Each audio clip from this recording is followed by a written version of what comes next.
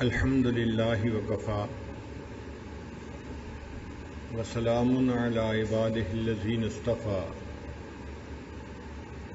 اما بعد اعوذ باللہ من الشیطان الرجیم بسم اللہ الرحمن الرحیم یا ایہا الناس انما بغیکم علی انفسکم وقال اللہ تعالی فی مقام آخر ما اصابکم من مصیبت فبما کسبت ایدیکم سبحان ربک رب العزت عما یصفون وسلام علی المرسلین والحمد للہ رب العالمین اللہم صلی علی سیدنا محمد وعلی آل سیدنا محمد وبارک وسلم اللہم صلی علی سیدنا محمد وعلی آل سیدنا محمد وبارک وسلم اللہم صلی علی سیدنا محمد وعلی آل سیدنا محمد وبارک وسلم۔ انسانی فطرت ہے کہ جب کسی چیز سے نقصان پہنچنے کا اندیشہ ہو تو انسان اس سے دور رہتا ہے، ڈرتا ہے کہ بچھو کاٹ لے گا تو بچھو کے قریب بھی نہیں جاتا، سمجھتا ہے کہ سانپ نے ڈس لیا موت آ جائے گی، سانپ کو ہاتھ نہیں لگاتا، حالانکہ اگر دیکھیں تو سانپ نرم ہوتا ہے اور اس کے اوپر پیٹرن جو بنا ہوتا ہے وہ کتنا خوبصورت ہوتا ہے، مگر کوئی بندہ سانپ کو دیکھے گا تو دور بھاگے گا۔ اسی طرح بجلی کے تار کو ہاتھ نہیں لگاتا، وہ سمجھتا ہے کہ اگر ہاتھ لگا دیا جھٹکا پڑے گا اور موت آ جائے گی، بچوں کو بھی منع کرتا ہے، عورتوں کو بھی منع کرتا ہے، خود بھی دور رہتا ہے۔ تو یہ طے شدہ بات ہے کہ جب نقصان پہنچنے کا یقین ہو انسان اس کام کو باز رہتا ہے، نہیں کرتا۔ ہم اپنی زندگی میں جو کام اللہ تعالیٰ کے حکم کے خلاف کرتے ہیں،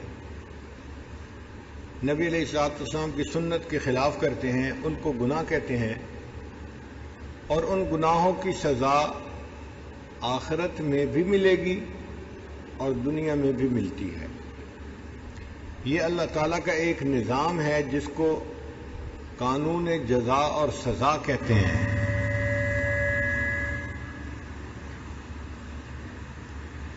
یہ فول پروف نظام ہے،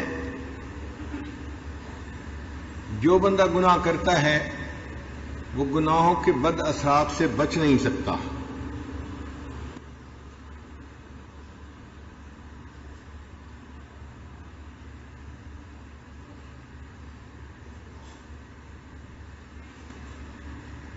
نبی علیہ الصلوۃ والسلام نے ارشاد فرمایا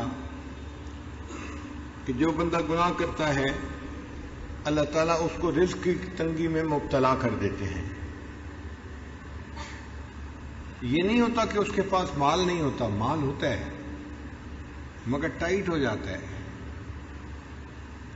لیکوڈیٹی نہیں ہوتی، دکان میں مال پڑا ہے بکتا نہیں، دکان گاہک نہیں ہے، قرضے ہیں قسطیں دینی ہیں مگر دینے کی استطاعت نہیں ہے، مانگنے والے تنگ کر رہے ہیں اور دینے کے لیے پیسے نہیں اور پریشان ہے۔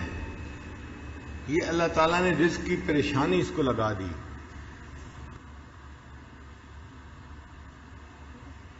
حتیٰ کہ جو انسان اللہ تعالیٰ کی نافرمانی کرتا ہے اللہ تعالیٰ اس کے ماتحتوں کو اس کا نافرمان بنا دیتے ہیں۔ آج خاوند شکوہ کرتا ہے کہ بیوی بات نہیں سنتی، بیٹی بات نہیں سنتی، مالک شکوہ کرتا ہے کہ مزدور کام اچھی طرح نہیں کرتے۔ بنیادی وجہ ہم اپنے مالک کی نافرمانی کرتے ہیں، اس کے بدلے اللہ تعالیٰ ہمارے ماتحتوں کو ہمارا نافرمان بنا دیتے ہیں۔ فضیل بن عیاض رحمۃ اللہ علیہ فرمایا کرتے تھے کہ جب کبھی میرا گدھا میری بات ماننے سے انکار کرتا ہے تو میں غور کرتا ہوں کہ مجھ سے کہاں گناہ سرزد ہو گیا جس کا اثر میرے گدھے کے اوپر آ کر پڑا ہے۔ تو آج جو اولاد کے شکوے کرتے ہیں نا، حضرت دعا کریں، بچے تو افلاطون بنے ہوئے ہیں، کوئی سننے کو تیار نہیں ہے بات، ہم اللہ کی بات سننے کو تیار نہیں، اولاد ہماری بات سننے کو تیار نہیں۔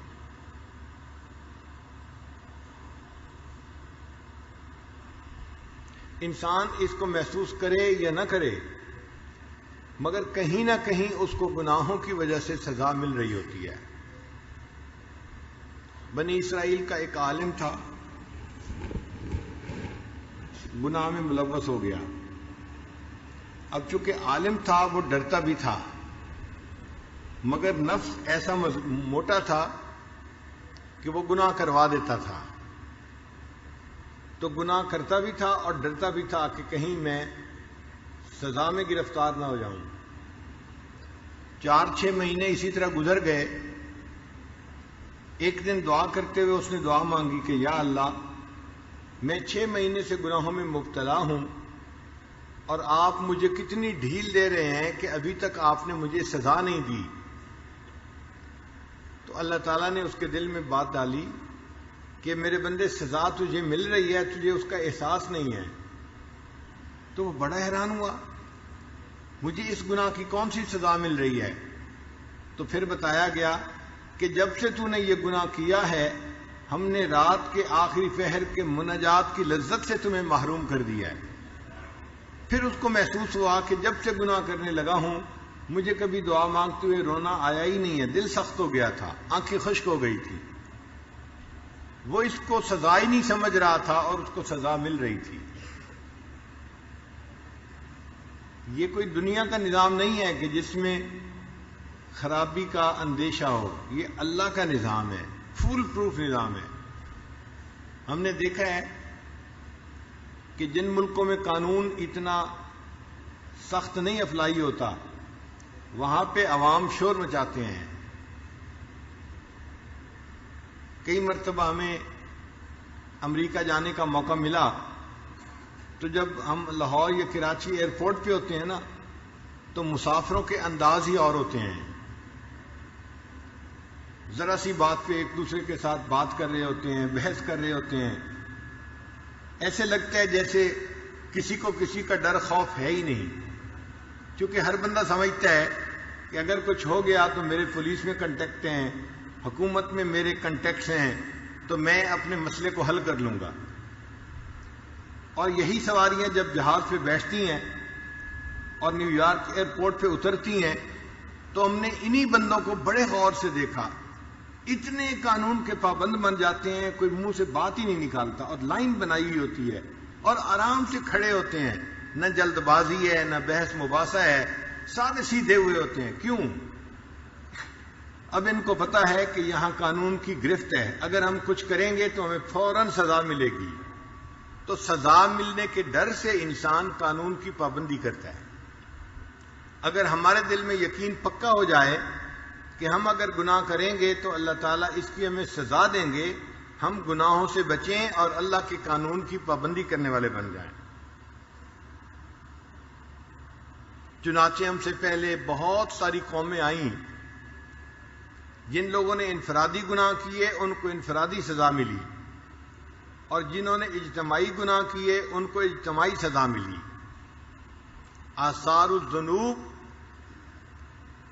علی افراد و شعوب، بندوں پر اور ان کی قوموں کے اوپر عذاب آئے۔ نوح علیہ السلام کی قوم نے نافرمانی کی، اللہ رب العزت نے پانی کا سیلاب بھیجا، اور وہ پانی اتنا تھا کہ پہاڑوں کی چوٹیاں بھی اس پانی میں ڈوب گئی تھیں۔ آپ غور کیجئے وہ کتنا اونچا پانی ہوگا، مکانوں کی بات نہیں ہے، پہاڑوں کی چوٹیاں اس پانی کے اندر ڈوب گئی تھیں۔ قوم عاد ایک قوم گزری ہے، اللہ نے ان کو بڑے قد دیے تھے، اونچے اونچے قد تھے اور بڑے لمبے چوڑے لوگ تھے۔ ان کو اپنی طاقت پہ بڑا ناز تھا، وہ کہتے تھے من اشد منا قوہ، ہم سے طاقت میں کون بڑا ہوا ہے؟ اور واقعی ان کی بات ٹھیک تھی. اللہ تعالیٰ قرآن مجید میں تصدیق فرماتے ہیں لم یخلق مثلھا فی البلاد، کہ ایسی قوم پھر شہروں میں پیدا نہیں ہوئی، مگر انہوں نے اللہ کی نافرمانی کی. اللہ تعالیٰ نے ہوا کا عذاب بھیجا، اور وہ ہوا ایسی تھی کہ مومن کو لگتی تھی تو وہ سمجھتا تھا کہ گرمی کے موسم میں کتنی مزے کی ہوا چل رہی ہے، اور وہی ہوا کافروں کے لیے اتنی سخت تھی کہ کافر کھڑا ہوتا تھا، ہوا کا جھونکا آتا تھا اور اس کو پٹک کے زمین پر مارتا تھا. حتیٰ کہ وہ جو کفار تھے ان کی لاشیں زمین پر ایسے بکھری ہوئی تھیں جیسے کھجور کے تنے زمین کے اوپر پڑے ہوتے ہیں، کأنہم اعجاز نخل خاویہ. اللہ تعالیٰ نے اپنی قدرت دکھا دی کہ دیکھو تمہیں اپنی طاقت پہ ناز ہے، میں ہوا کو کہوں گا اور ہوا تمہیں پٹک پٹک کے زمین پہ مارے گی، اور تمہاری جو ہے وہ لاشیں زمین پر بکھری ہوئی ہوں گی. قوم سمود پر اللہ رب العزت نے ایک چیخ کا عذاب بھیجا. ایسی تیز چیخ تھی کہ اس سے ان کے کان پھٹ گئے، کلیجے پھٹ گئے، اور پوری قوم اس چیخ کی وجہ سے مر گئی. قوم لوط گناہوں میں مبتلا تھی. اللہ رب العزت نے فرشتے کو بھیجا، اس فرشتے نے اس بستی کے زمین کے ٹکڑے کو اپنے پر سے اکھاڑ لیا اور اس کو آسمان پر لے کر گیا، حتیٰ کہ آسمان کے فرشتوں نے اس بستی کے مرغوں کی آوازیں سنی، اتنا قریب لے کر گیا، اور وہاں سے جا کے اس پوری زمین کو گرا دیا گیا. فجعل عالیہا سافلہا، ہم نے اس کے اوپر کے حصے کو نیچے کا حصہ بنا دیا، ان کو سزا دی، اور اس کے اوپر پھر ان کے اوپر پتھر برسائے گئے، چنانچہ پتھروں کی بارش ہوئی. یہ پانی کی بارش نہیں تھی، یہ پتھر تھے جو ان کے اوپر برس رہے تھے.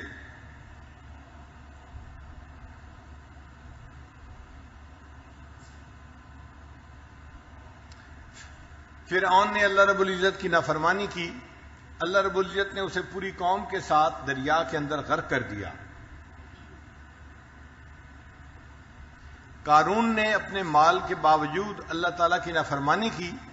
اللہ تعالیٰ نے اس کو اس کے گھر اور مال سمیت زمین کے اندر دھسا دیا. یہ جو قرآن مجید کے اندر قصے بیان ہوئے ہیں، یہ کوئی سٹوریز نہیں ہیں جو ماں اپنے بیٹے کو سنا رہی ہے. یہ وہ قصے ہیں کہ جو عبرت کے لیے بیان ہوئے، کہ تاکہ لوگ اس کو پڑھیں اور ان کو پتہ چلے کہ جن لوگوں نے نافرمانی کی ان کا انجام کیا ہوا، اور یہ اللہ تعالیٰ کی نافرمانی سے بچ کر زندگی گزارنے والے بن جائیں.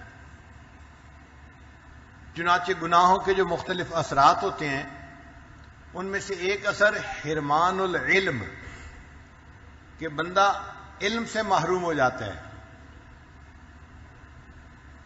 عصیان کی وجہ سے اس کو نسیان کی بیماری ہو جاتی ہے. نسیان کہتے ہیں بھولنا، جو چیز یاد ہوتی ہے وہ ذہن سے نکل جاتی ہے، بھول جاتی ہے. چنانچہ کتنے ایسے نوجوان ہیں جو قرآن مجید کو یاد کرتے ہیں، مگر گناہوں کی وجہ سے ایک وقت آتا ہے کہ قرآن مجید کے حفظ سے محروم ہو جاتے ہیں، قرآن مجید بھول جاتا ہے.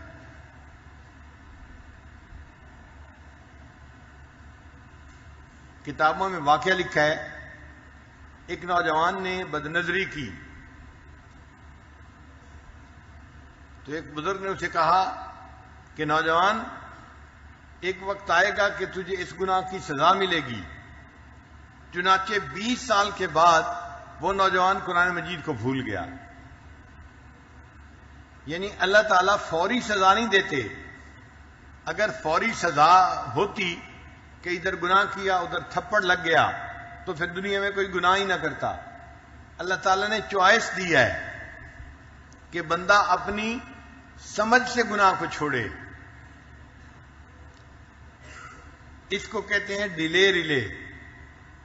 کئی مرتبہ الیکٹرک چیزیں ایسی ہوتی ہیں آپ بٹن دبا دیتے ہیں مگر وہ مشین کچھ دیر کے بعد سٹارٹ ہوتی ہے، اس میں ایک ریلے لگی ہوتی ہے جو اس کو 1 یا 2 منٹ جو ہے وہ تاخیر سے چلاتی ہے.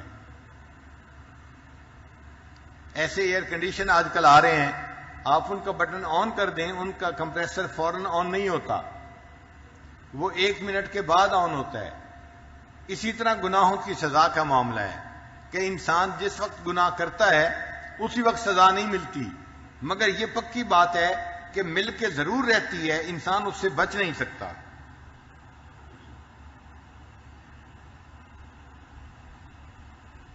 امام شافعی رحمۃ اللہ نے اپنے استاد سے سوال کیا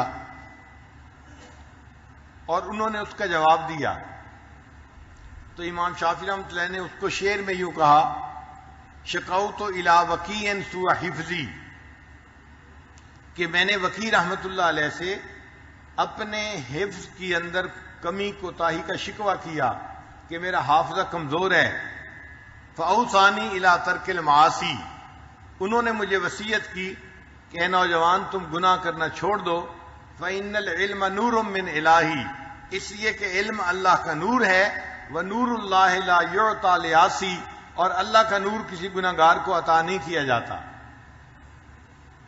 امام شافعی رحمۃ اللہ جب امام مالک رحمۃ اللہ کو ملنے گئے تو کچھ دن وہاں رہے، تو امام مالک رحمۃ اللہ علیہ نے انہیں فرمایا کہ نوجوان، میں تمہارے سینے میں علم کا نور دیکھتا ہوں، تم گناہوں سے بچنا، اس علم کے نور کو بجھا نہ لینا۔ انہوں نے نصیحت کی تھی، اور امام شافعی رحمۃ اللہ نے تقوی کی زندگی گزاری، اور دیکھیے کہ آج اتنے بڑے فقیہ ہونے کا ان کو اللہ نے شرف عطا فرمایا۔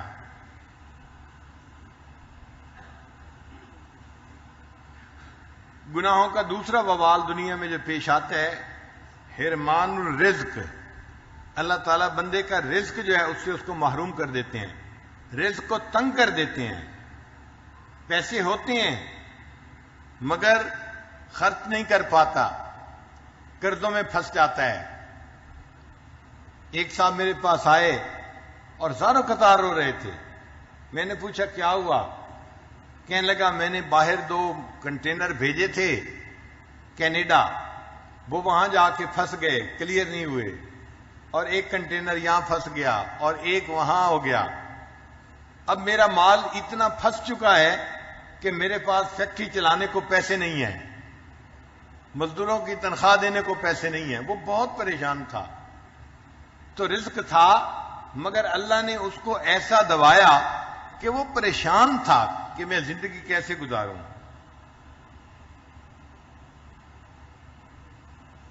قرآن مجید میں اللہ تعالی ارشاد فرماتے ہیں، وَضَرَبَ اللَّهُ مَثَلًا قَرْيَةً، اور اللہ تعالیٰ ایک بستی والوں کی مثال دیتے ہیں، کانت آمنۃ مطمئنہ، کہ بستی والوں کے اندر امن بھی تھا اور اطمینان بھی تھا۔ 2 لفظ استعمال کیے، آمنۃ مطمئنہ۔ امن کا مطلب یہ کہ ان کو بیرونی دشمن کا کوئی ڈر نہیں تھا کہ باہر سے دشمن حملہ کرے گا اور ہمارے اوپر پریشانی آ جائے گی، اور ان کو آپس میں اندرونی خلفشار کا بھی ڈر نہیں تھا۔ تو امن بھی تھا اور اطمینان بھی تھا، اندرونی خوف نہیں تھا، اطمینان، باہر کا ڈر نہیں تھا، امن تھا۔ تو امن بھی تھا، اطمینان بھی تھا۔ یاتیہا رزقہا رغدا من کل مکان، اللہ فرماتے ہیں کہ چاروں طرف سے ان پر رزق کی بارش ہوتی تھی، ہر طرف سے ان کو رزق ملتا تھا، بہتات تھی ان کے پاس رزق کی۔ فکفرت بانعم اللہ، انہوں نے اللہ کے حکموں کی نافرمانی کی، نعمتوں کی ناشکری کی۔ فاذاق اللہ لباس الجوع والخوف بما كانوا یصنعون، اللہ نے ان کو بھوک ننگ اور خوف کا لباس پہنا دیا، اس لیے کہ وہ کام ایسے کرتے تھے۔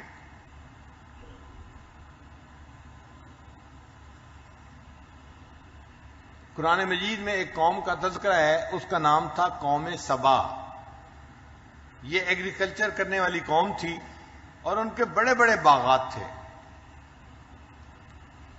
مفسرین نے لکھا ہے کہ اتنے بڑے بڑے باغات تھے، عورت اگر اپنے سر پہ ٹوکری لے کر، خالی ٹوکری لے کر باغ کے اندر سے چلتی تو باغ ختم نہیں ہوتا تھا، گرنے والے پھلوں سے اس کی ٹوکری بھر جاتی تھی، اتنے بڑے بڑے باغ تھے۔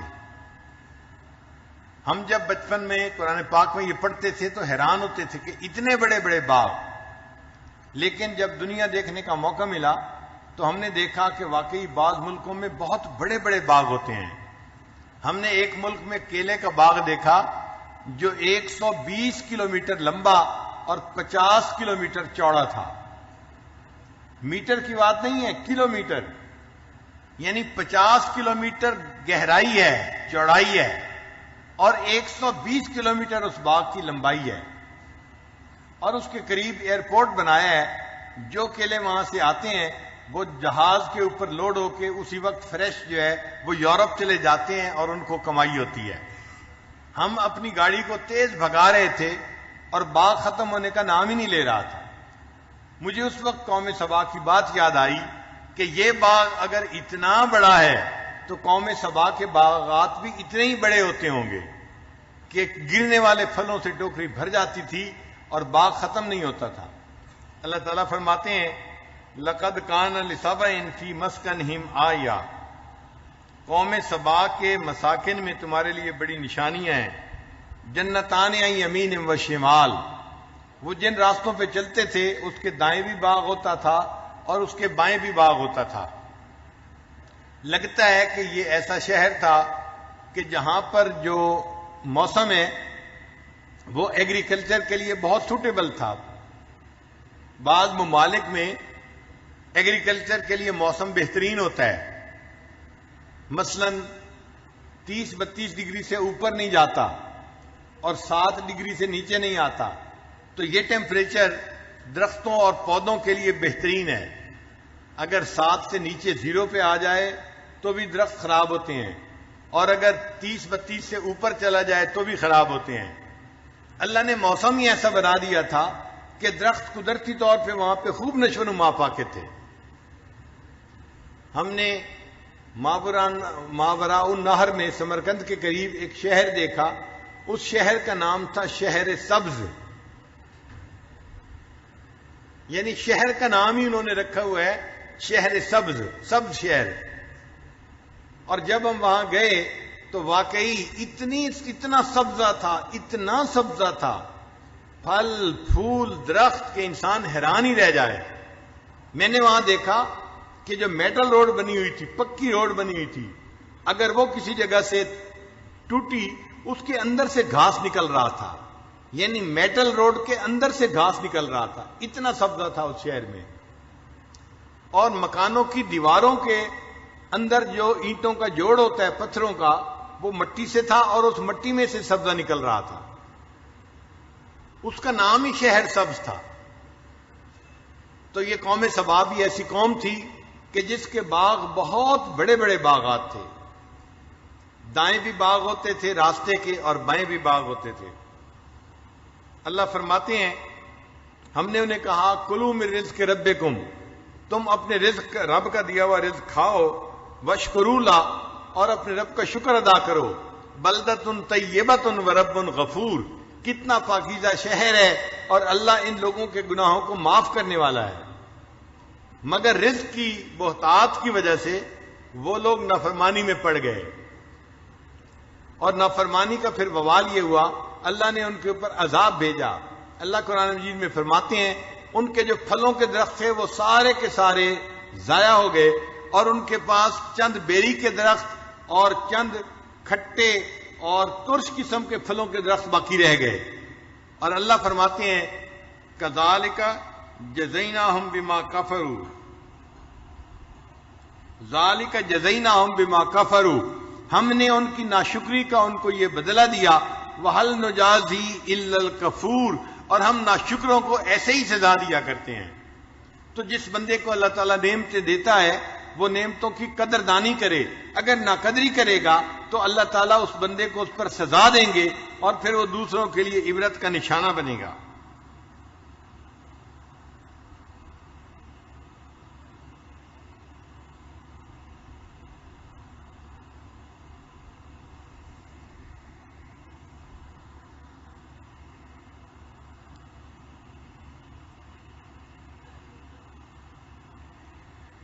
پھر گناہوں کا ایک وبال ہوتا ہے تعسیر الامور، کام مشکل ہو جاتے ہیں.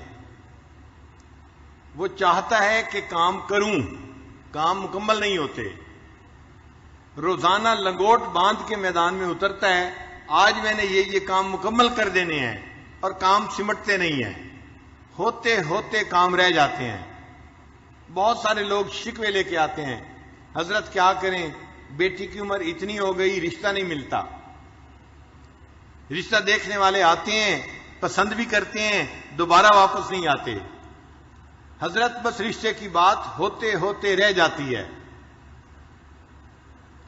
حضرت کیا کریں، آج کل بس کاروبار نہیں چل رہا، میں کئی مرتبہ ڈیل کرنے کی کوشش کرتا ہوں، بالکل ڈیل ہونے کے قریب ہوتی ہے، پھر کوئی رکاوٹ آ جاتی ہے۔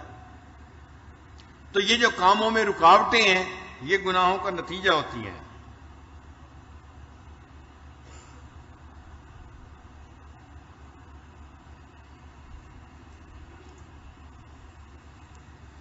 پھر گناہوں کا ایک وبال ہوتا ہے حرمان الطاعہ، کہ بندے کو اطاعت، نیکی، فرما برداری سے محرومی ہو جاتی ہے۔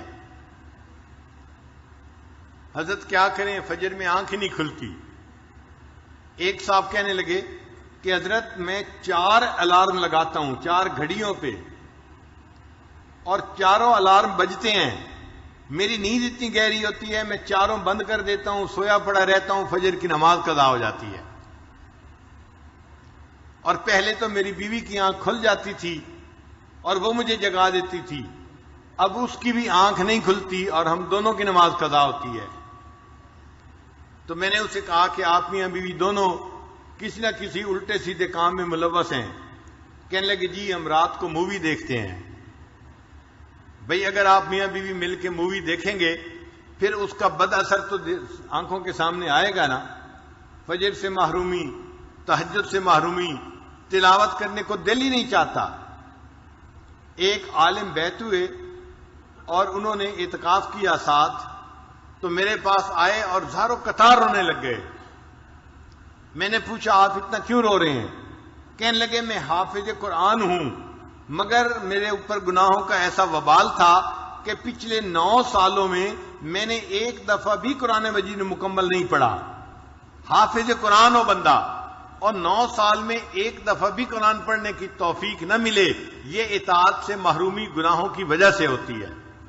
کہنے لگے اب میں بیت ہوا ہوں اور اعتکاف کے چند دن آپ کے پاس آیا ہوں اور مجھے اللہ نے ایک قرآن پاک ختم کرنے کی توفیق عطا فرمائی، اور آج مجھے احساس ہو رہا ہے کہ میں کتنی بڑی جو ہے نعمت سے محروم تھا۔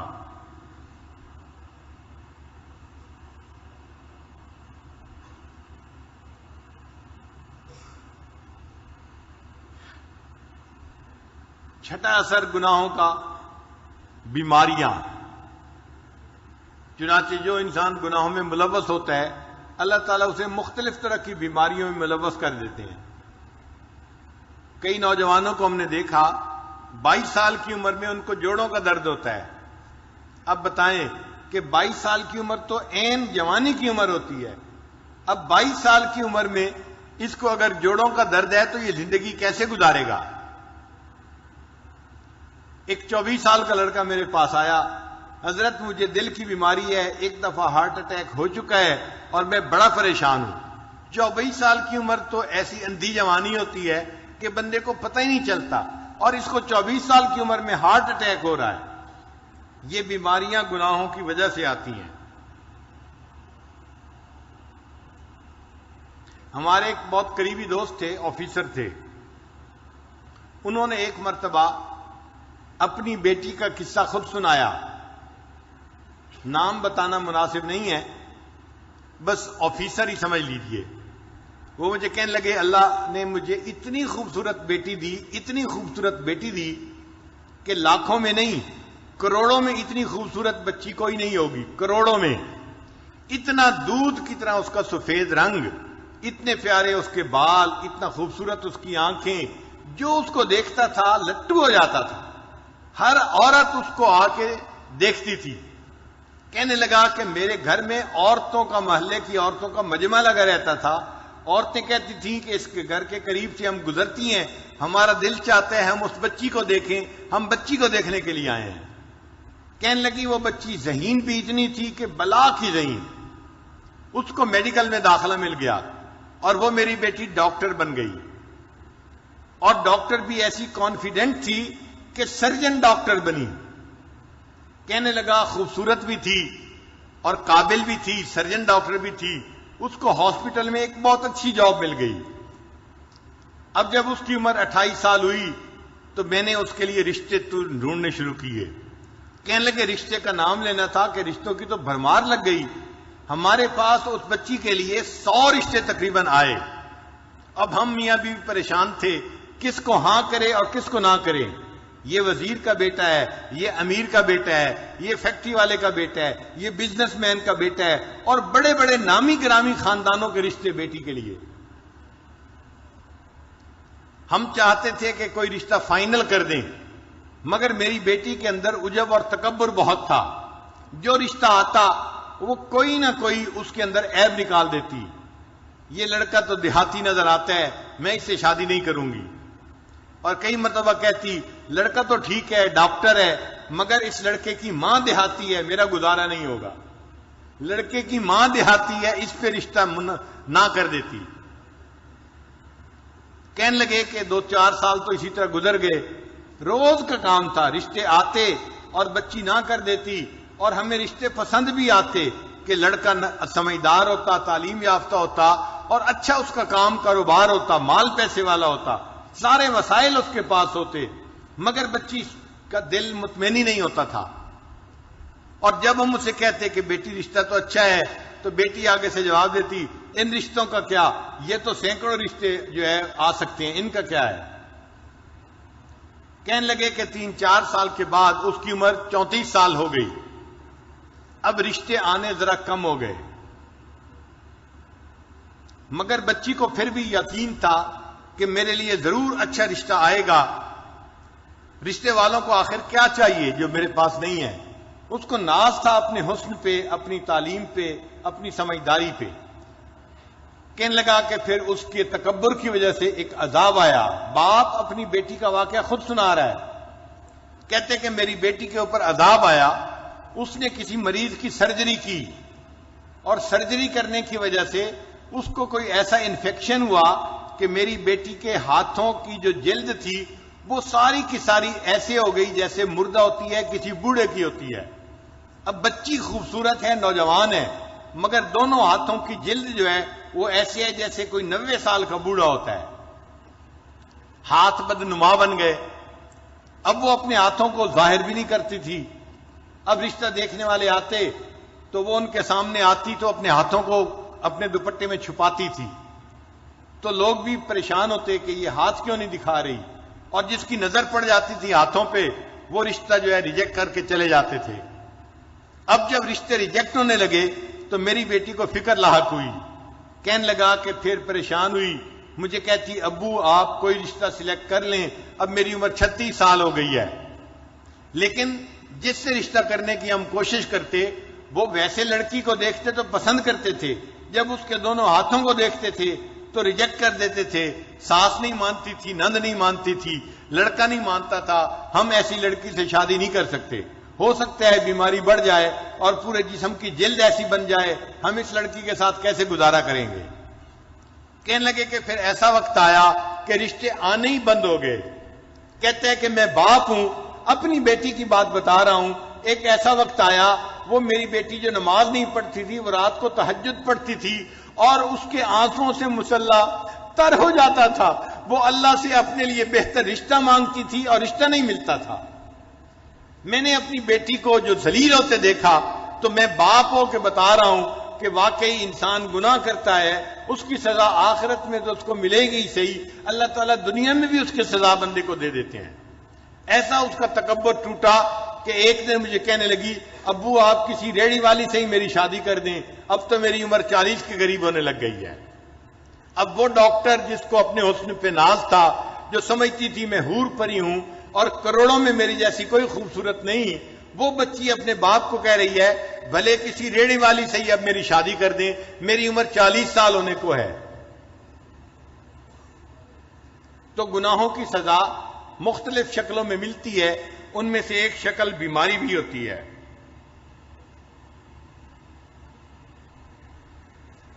اور ایک شکل ہوتی ہے کہ انسان کو اللہ تعالیٰ لوگوں میں بے عزت کر دیتے ہیں. لوگوں کے دل سے اس کی عزت نکال دیتے ہیں.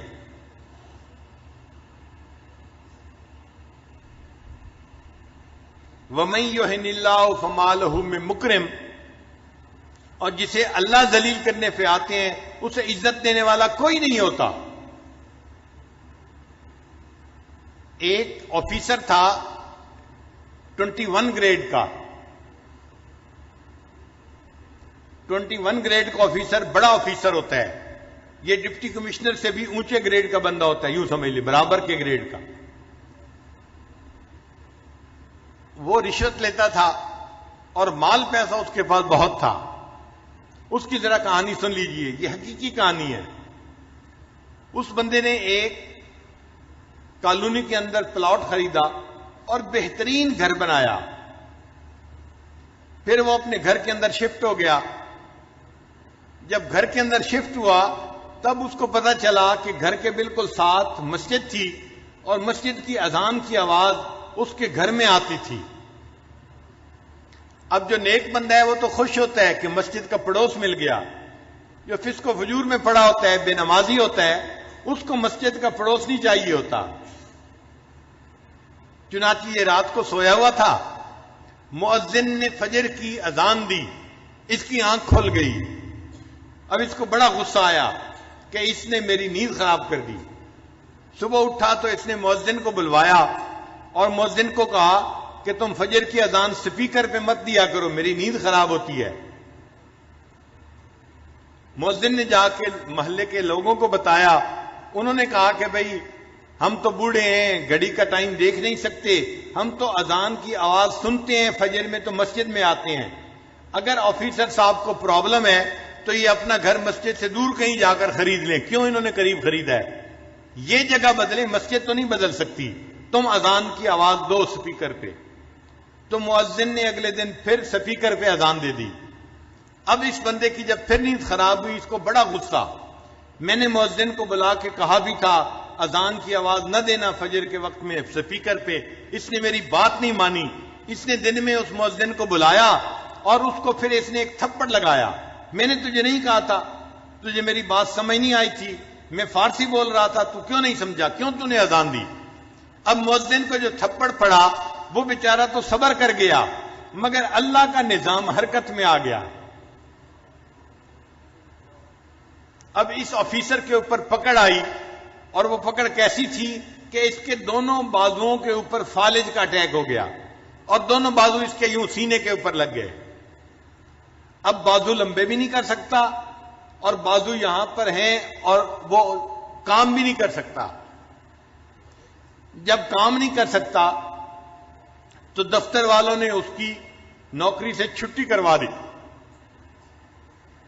وہ جو رشوت کا پیسہ آ رہا تھا، ایک پائپ لائن لگی ہوئی تھی پیسے کی، وہ سب ختم ہو گئی. اب یہ گھر میں پڑ گیا. بیوی خدمت کرنے لگی مگر مزاج افسرانہ تھا، شاہانہ تھا. بیوی کھانا لاتی، اس میں عیب نکالتا، گرم نہیں، نمک ایسے نہیں، فلاں ایسے نہیں، ہر چیز میں عیب. اب بیوی بھی تنگ آ گئی کہ میں سارا دن خدمت بھی کرتی ہوں اور چھوٹی چھوٹی باتوں پہ یہ اتنا غصہ بھی کرتے ہیں اور بچوں کے سامنے مجھے ڈانٹتے ہیں. ذرا ذرا سی بات پہ یہ بیوی کو گالیاں دینے لگ جاتے. 1 سال بیوی نے گزارا کیا. پھر ایک دن بیوی نے کہا کہ دیکھیں، میں نے 1 سال آپ کی بیماری میں آپ کی دن رات خدمت کی ہے. میں انسان ہوں، میں تھکی ہوئی ہوتی تھی، آپ کی خدمت کو ترجیح دیتی تھی، آپ نے میری خدمت کی قدر نہیں کی، آپ نے بچوں کے سامنے مجھے گالیاں دی. میں خاندانی لڑکی ہوں، میں اتنی گری پڑی لڑکی نہیں کہ آپ مجھے بات بات پہ گالیاں دیں. میں اپنے بچوں کو لے کے جا رہی ہوں، آپ جانے، آپ کا کام جانے. تو ماں نے اپنے بچوں کو لیا اور اپنے ماں باپ کے گھر چلی گئی. اب یہ اکیلا پڑا ہوا ہے، گھر میں کوئی کھانا پوچھنے والا نہیں، دینے والا نہیں. ہمسائے میں بھائی رہتا تھا، بھائی کو پتا چلا تو بھائی اس کو گھر لے کے گیا اور اس نے اپنے بھائی کو کہا کہ دیکھو، اب تم میرے چھوٹے بھائی ہو، میں نے ساری عمر تمہارے ساتھ اتنا احسان کیا ہے، تم میری خدمت کرو، میں تمہارے باپ کی جگہ ہوں. تو بھائی گھر لے کے چلا گیا. اس نے اپنے بیوی بچوں کو کہا کہ میرے بھائی کی خدمت کرو، یہ بیمار ہے. مگر جو مزاج بگڑا ہوا ہوتا ہے وہ تو ہر جگہ بگڑا ہوا ہوتا ہے. اب بھائی کے گھر میں بھی اس کا حال یہی کہ بھابھی چائے لے کے آئی، یہ تو گرم نہیں ہے، اور تمہیں تو سلیقہ نہیں ہے، تمہیں تو فلاں نہیں ہے. تو بھابھی اس کی باتیں کیسے برداشت کرتی؟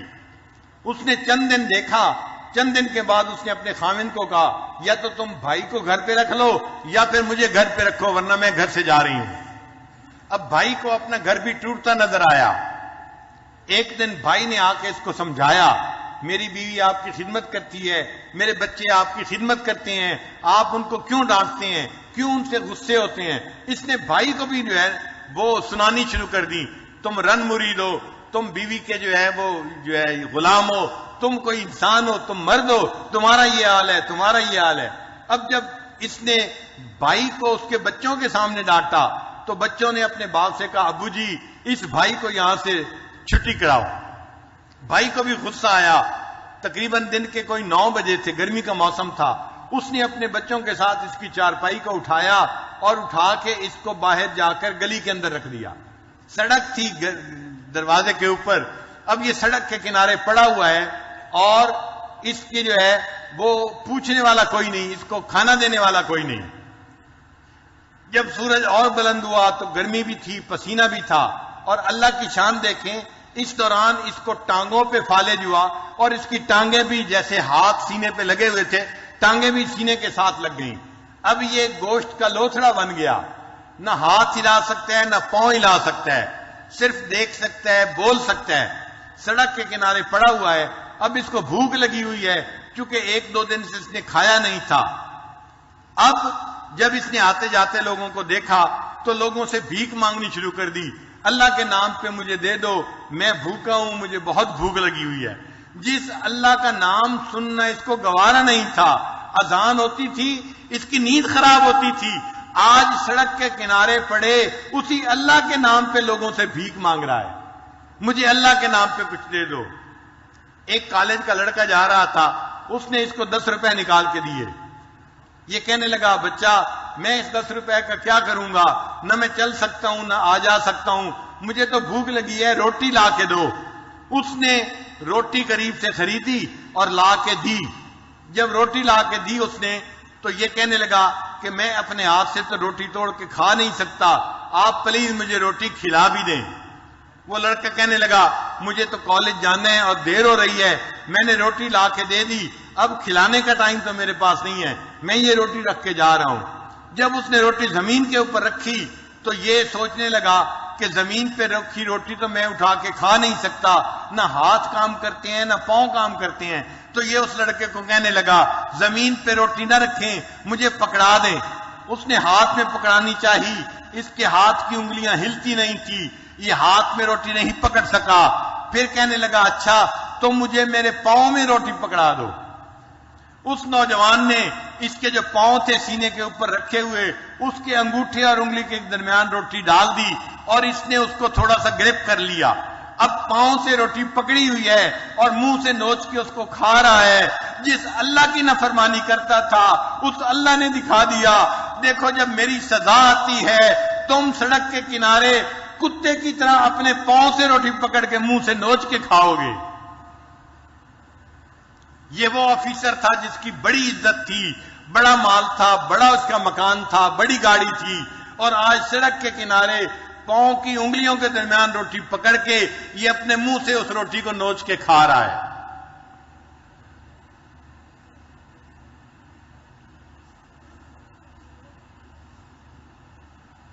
پھر گناہوں کا ایک وبال یہ بھی ہوتا ہے کہ انسان کی زندگی میں سے حیا ختم ہو جاتی ہے.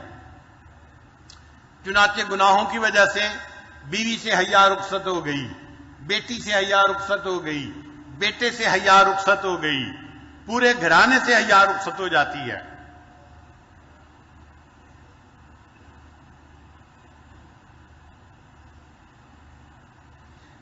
گناہوں کا ایک وبال یہ بھی ہے کہ اللہ تعالیٰ نعمتوں میں کمی کر دیتے ہیں. جو نعمتیں پہلے بارش کی طرح برس رہی تھیں، آ رہی تھیں، اللہ تعالیٰ ان نعمتوں کو بند کر دیتے ہیں اور بندہ نعمتوں سے محروم ہو جاتا ہے.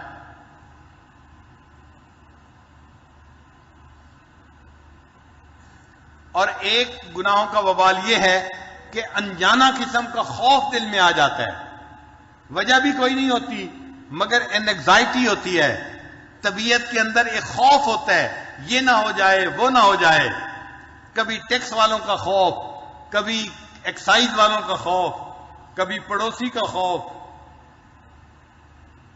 حتیٰ کہ انسان سائے سے ڈرتا ہے، اور کبھی جادو ٹونے کا خوف۔ حضرت مجھے لگتا ہے کسی نے میرا رزق بند کر دیا ہے اور کسی نے ہمارے اوپر کچھ کر دیا ہے۔ بھئی رزق دینا تو اللہ کا کام ہے، اللہ دینا چاہیں مخلوق اس کو روک نہیں سکتی، اللہ نہ دینا چاہیں مخلوق اس کو دے نہیں سکتی، یہ تو اللہ کا معاملہ ہے۔ لوگوں کو چھوٹا رب مت بناؤ، اللہ پہ یقین رکھو کہ اللہ نے دینا ہے، اللہ سے مانگو۔ نہیں حضرت کسی نے کچھ کر دیا ہے، ایک خوف ہوتا ہے، اور یہ خوف اتنا بڑھتا ہے، ہم نے دیکھا کہ بھائی اپنی بہن کے ہاتھ سے لے کے کھانا نہیں کھاتا، اس نے کچھ پڑھ نہ دیا ہو۔ اگر بہو فرض نماز پڑھنے کے لیے مصلی پہ بیٹھ جائے تو ساس کو پریشانی لگ جاتی ہے، یہ ہمارے خلاف کچھ پڑھ کے پھونک نہ رہی ہو۔ بھائی کو بھائی کے گھر سے کھانا آتا ہے پکا ہوا، اور اس کی بیوی کہتی ہے اس کھانے کو کھانا نہیں، یہ ہم نے فقیر کو دے دینا ہے۔ کیوں نہیں کھانا؟ کہ بھائی کی بیوی نے اس کے اوپر کچھ پڑھ نہ دیا ہو۔ حالت یہ ہوتی ہے ڈر اور خوف کی۔ تو کہیں جادو کا ڈر، کہیں ٹونے کا ڈر، اور یہ ڈر اتنا ہوتا ہے کہ انسان، ایک عام آدمی تو زندگی میں ایک دفعہ مرتا ہے، یہ بندہ دن میں کتنی مرتبہ جیتا ہے اور کتنی مرتبہ مرتا ہے۔ یہ گناہوں کا وبال ہوتا ہے۔ اگر ہم چاہتے ہیں کہ ہم گناہوں کے اس وبال سے بچیں، اس کا ایک ہی طریقہ ہے، ہم اللہ سے گناہوں کی معافی مانگیں اور رمضان مبارک کے اس آخری عشرے میں اللہ رب العزت سے اپنے لیے مغفرت کو حاصل کر لیں۔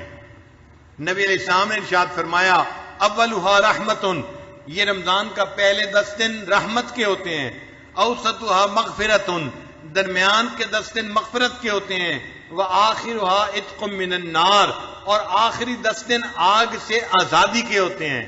یہ جہنم سے آزادی کا عشرہ ہے۔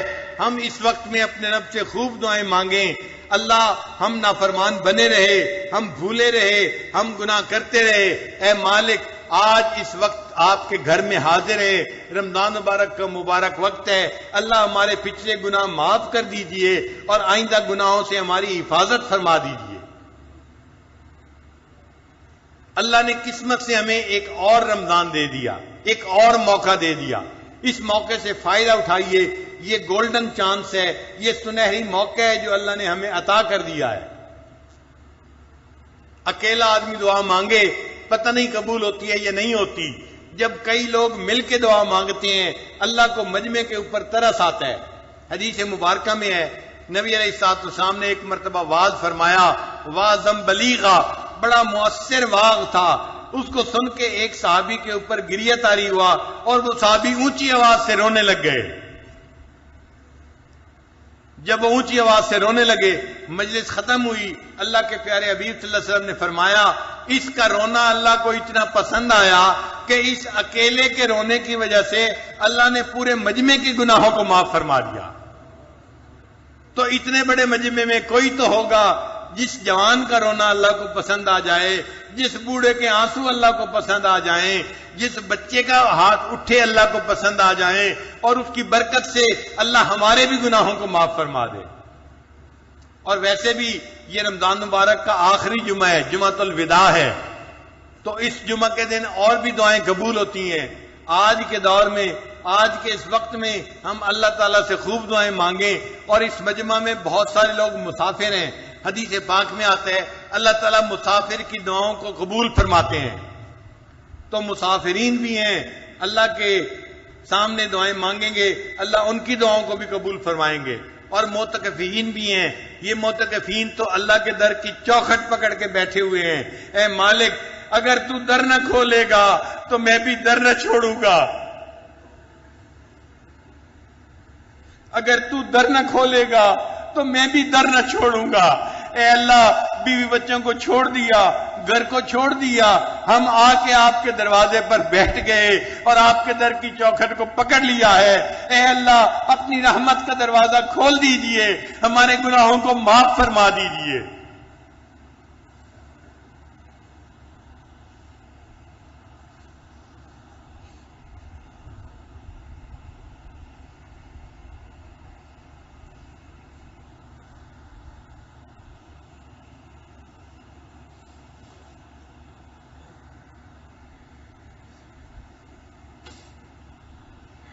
اللہ تعالیٰ ارشاد فرماتے ہیں فَلَمَّا آسَفُونَا انتَقَمْنَا مِنْهُمْ، جب ان لوگوں نے گناہ کر کے ہمیں متاسف کیا پھر ہم نے ان لوگوں سے انتقام لیا۔ آپ بتائیں اگر کوئی امیر آدمی با اختیار آدمی کسی کا مخالف ہو جائے اس کا جینا حرام کر دیتا ہے، جب اللہ کسی سے انتقام لینے کا فیصلہ کر لیں تو اس بندے کا کیا حال ہوتا ہے؟ اللہ اس بندے کو پھر تگنی کے ناچ نچا دیتے ہیں۔ نہ جا اس کے تحمل پر کہ بے ڈھب ہے گرفت اس کی، نہ جا اس کے تحمل پر کہ بے ڈھب ہے گرفت اس کی، ڈر اس کی دیر گیری سے کہ ہے سخت انتقام اس کا۔ اللہ کی دیر گیری سے ڈرنا چاہیے کہ اللہ کا انتقام بہت سخت ہوتا ہے۔ اللہ تعالی ہمیں انتقام سے محفوظ فرمائے، ہمیں گناہوں کے برے اثرات سے محفوظ فرمائے اور اللہ رحمت کی نظر فرما دے۔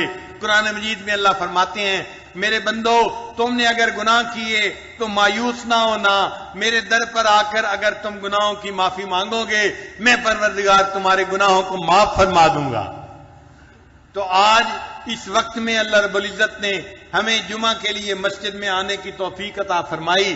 رمضان مبارک کا وقت ہے، جمعے کا وقت ہے، روزے دار موجود ہیں، مسافر موجود ہیں، علماء طلباء موجود ہیں۔ یہ بہترین نقشہ بنا دیا اللہ نے گناہوں کی بخشش کا، لہذا آج کے اس مجمع میں اللہ سے گناہوں کو بخشوا کے اٹھیے، خوب دعائیں مانگیے۔ اے مولا ہم آپ کے جو ہے وہ سزاؤں کی تاب نہیں لا سکتے، اے اللہ ہم کمزور ہیں آپ قوی ہیں، اے اللہ ہم محتاج ہیں آپ غنی ہیں، اے اللہ ہم خطا کار ہیں آپ بخشنہار ہیں، ہمارے گناہوں کو معاف کر دیجئے اور ہمیں گناہوں سے پاک کر دیجئے۔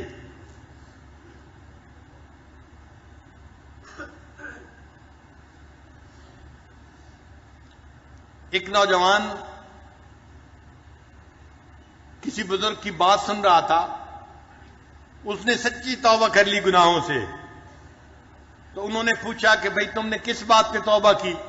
اس نے کہا کہ آپ نے بیان کے دوران ایک عجیب بات کہی، عجبا لضعیف یعصی قویا،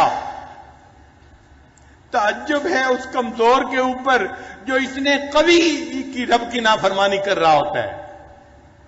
تعجب ہے ایک کمزور بندے کے اوپر جو اتنے قوی رب کی نافرمانی کر رہا ہے۔ عجبا لضعیف یعصی قویا، اس فکر نے میری زندگی کو بدل دیا اور میں نے فیصلہ کر لیا آج کے بعد میں نے اللہ کی نافرمانی نہیں کرنی۔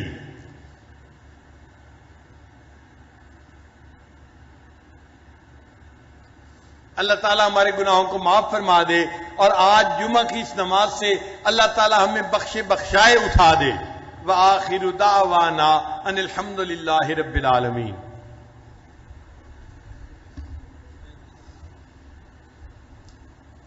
بیعت کے کلمات بھی پڑھ لیجئے تاکہ ہمارے گناہ اللہ تعالیٰ معاف فرما دے۔ دل میں نیت کر لیجئے کہ جو گناہ زندگی میں کیے ہیں ہم ان سے سچی پکی توبہ کر رہے ہیں اور آئندہ نیکی کی زندگی گزارنے کا دل میں ارادہ کر رہے ہیں۔ بسم اللہ الرحمن الرحیم، لا الہ الا اللہ محمد الرسول اللہ، آمنت باللہ وملائکتہ وکتبہ ورسلہ والیوم الآخر والقدر خیرہ وشرہ من اللہ تعالی والبعث بعد الموت، آمنت باللہ کما ہوا باسمائہ وصفاتہ وقبلت جمیع احکامہ اقرار باللسان و تصدیق بالقلب اشہد ان لا الہ الا اللہ و اشہد ان محمدا عبدہ ورسولہ استغفر اللہ ربی من کل ذنب واتوب الیہ برحمتک یا ارحم الراحمین.